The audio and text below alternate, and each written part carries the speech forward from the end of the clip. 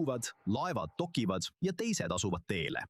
Kaubanduslik tegevus Haifa sadamas ei peatu kunagi, kuid tulevikus võib selle roll ulatuda palju kaugemale kui ainult sadam ise, potentsiaalselt muutes Haifa üheks olulisemaks lüliks, mis ühendab Aasiat ja Euroopat.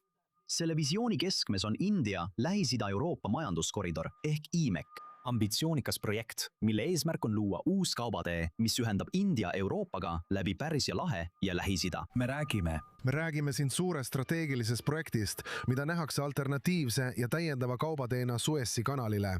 See ühendab nii meretranspordi kui ka maismaatranspordi. Marsruut algab Indiast, kus kaubad saadetakse meritsi Pärsia lahe sadamatesse. Sealt edasi transporditakse need raudteevõrgu kaudu üle piirkonna Haifa sadamasse, kust need saadetakse uuesti üle Vahemere Euroopasse ja maailma turgudele. Plaan näeb ette, et kaubad saadetakse meritsi Indiast Pärsia lahe piirkonda. Seejärel transporditakse need maismaa kaudu, raudteede ja transporditeede võrgustiku kaudu Vahemere suunas. Sealt laaditakse need taaskord laevadele, et läbida viimane etapp teekonnal Euroopasse. Ja just siin võib Haifa sadam muutuda eriti oluliseks. Selle asukoht Ida-Vahemere ääres ja lähedus Jordaaniale annavad sadamale strateegilise väärtuse kavandatavas koridoris. Haifa võiks olla peamine transpordipunkt idast saabuvatele kaupadele enne nende teekonda läände Euroopa suunas. Aastaid määratles Haifa sadam end sadamana, mis oli mõeldud ka Iisraeli riigist ida pool asuvatele riikidele. Tavaliselt mõeldi selle all Palestiina omavalitsust või Jordaaniat, mõnikord ka Iraaki. Kuid kuni viimaste aastateni ei arvanud keegi, et Haifa sadam võiks olla väravaks, ühenduseks Kaug-Ida ning Euroopa ja Ameerika Ühendriikide südame vahel. See on midagi uut, mis on viimase 4 aasta jooksul esile kerkinud. Ja meie loomulikult võtame selle idee omaks, sest Haifa sadama asukoht on tõesti strateegiline Kaug-Ida ja Euroopa vahel. Küsimus on selles, kuidas seda praktikas ellu viia.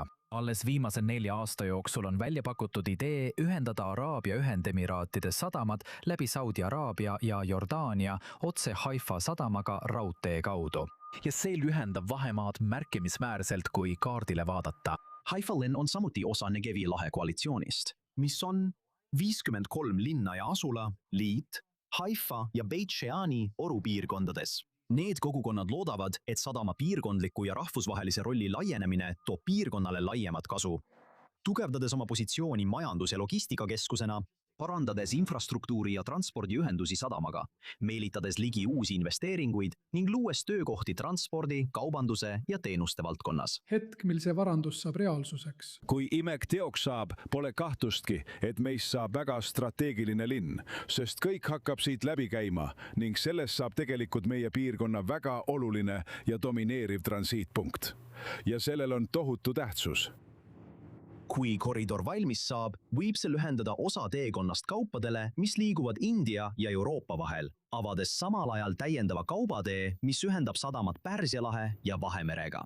Kuid IMEC on endiselt ambitsioonikas projekt ning selle visiooni elluviimiseks tuleb ületada mitmeid takistusi, alates raudteevõrkude ehitamisest ja ühendamisest, kuni poliitiliste ja majanduslike kokkulepeteni jõudmiseni riikide vahel, mis asuvad sellel marsruudil. Haifa sadamal on märkimisväärsed võimekused ja teadmised, nii kvalifitseeritud tööjõu ja kogenud personali kui ka kaasaegsete rajatiste ja infrastruktuuri osas. Sadam on varustatud ka tipptasemel kraanade ning kaasaegsete töö- ja arvutisüsteemidega, sealhulgas DOS-süsteemiga sadamaoperatsioonide haldamiseks. Kõik need võimekused võimaldavad Haifa sadamal konkureerida Lähis-Ida juhtivate sadamatega ning tugevdada oma positsiooni olulise kaubandusväravana, mis ühendab piirkonda Euroopa ja ülemaailmsete turgudega.